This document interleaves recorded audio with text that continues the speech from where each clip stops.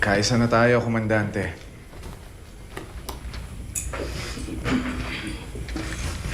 Sumama ka sa hanay namin. Bibigyan kita ng magandang posisyon. Para saan? Kalayaan. Hindi ba yun din naman ang hangad ng general mo? Ang general ko na pinatay niyo na walang awa.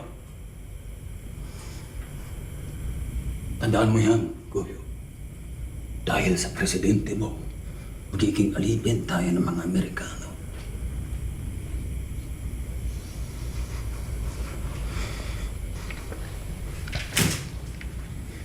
Huwag mo nang ipasok yan.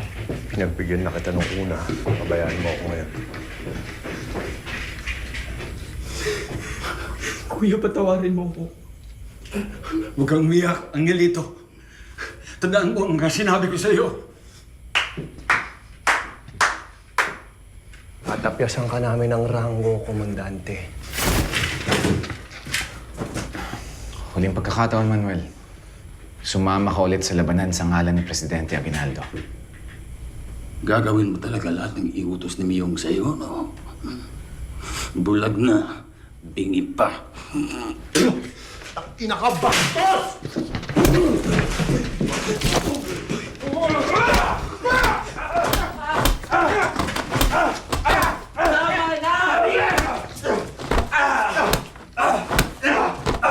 Tama na!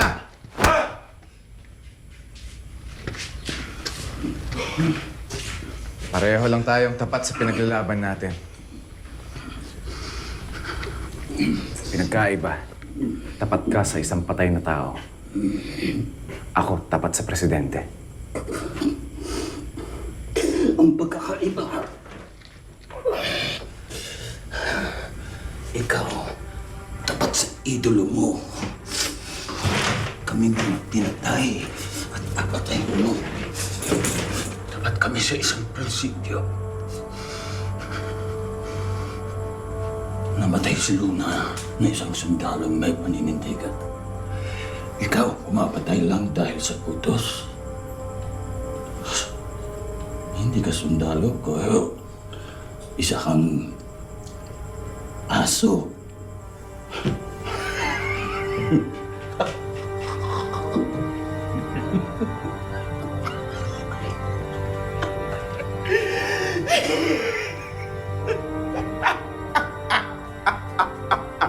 Kasama kayo ni Luna.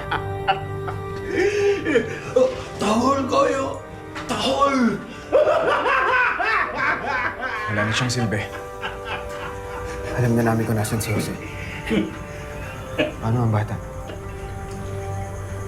Pakawalan niyo na.